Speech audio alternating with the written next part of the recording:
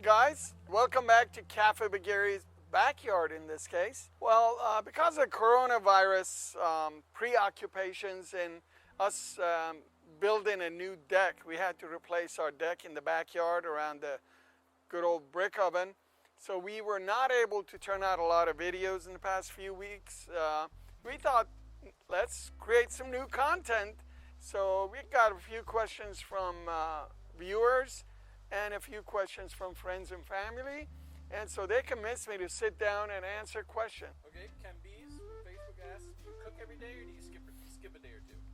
Hey KAMBIZ, I would say that between testing recipes for the YouTube channel and Instagram and just making dinner for family and myself, trying things out, I would say just about every day I'm cooking or trying a new recipe or marinating something for tomorrow or whatever.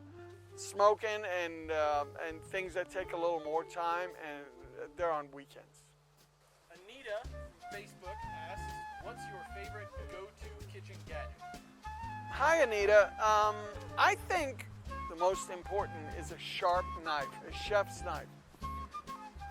Nothing irritates me more than a dull knife. I go to friends and relatives or friends or relatives' house, and I open the drawer with the knives, and every knife I pull out of that drawer is dull. I don't know how people do that. They're all important, but a chef's knife is probably the most important. What compelled you to build the pizza oven? For what, 25, 30 years? Since Mama San knows me, she's always heard me talk about a pizza oven.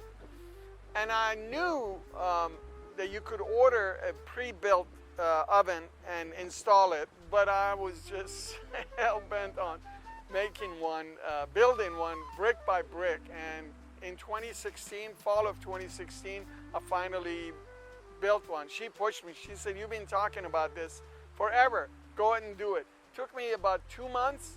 My first advice, don't build it yourself. The top business end of this oven, you can buy pre-built somewhere between $1,600 to $3,000, depending on how large or what quality.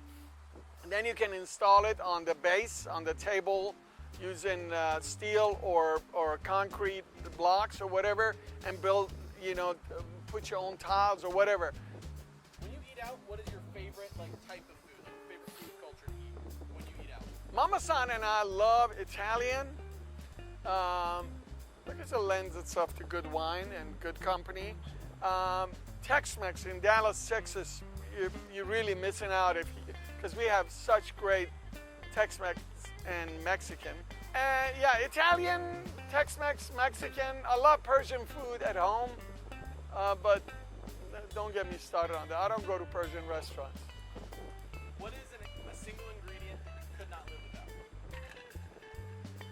without? Saffron. That's one of the most expensive things in the world. It's so versatile, and I love the smell and the color. It improves the food in so many ways, and it's expensive, so I can't buy it here. When I go back home for trips, which I haven't done in 3 years, that's the main thing that I bring back, is saffron. What cooking magazine do you subscribe to? There were too many. I cut back. Currently, Food and Wine, Bon Appetit, Cuisine at Home, all recipes, and Food TV magazine. Probably 6 of them. Who's your favorite chef alive, that's working now? And who's your favorite chef of all time? Favorite chef working? I have several that I can tell you. Jose Andres, the Spanish guy, his food is phenomenal. We've gone to his restaurant when it was here in Frisco. Alton Brown, because his recipes are so great and so well tested and accurate. Anthony Bourdain, because he was just such a storyteller. And I have one of his cookbooks. I don't know if he has any more, but it was just, that guy was a storyteller, and he used food to connect people to each other and connect with people and introduce people to the world, What culture's food is the hardest would say French cooking. Just because timing is a big thing with French cooking, but some of the dishes are, well, here's the story. French cooking can be hard, like some of the soufflés and stuff that are tricky. But interestingly, what you may have not known, there's stews like Julia Child's beef bourguignon, the Persian khoresh that we love, you know, gourmet sabzi and gaime and all that. The same basic dish. It doesn't have pork in it. It doesn't have bacon. But the khoreshes that we make are really beef bourguignon. What are your top 3 cookbooks? The modern cookbooks in my native land, Iran, didn't start until a lady named Rosa Montazami put out a black book. I have a copy, you've seen, of nobody, interestingly, in late 60s, I think this book came out. Nobody had published a recipe book. And her recipes, look at this. There are no amounts of this.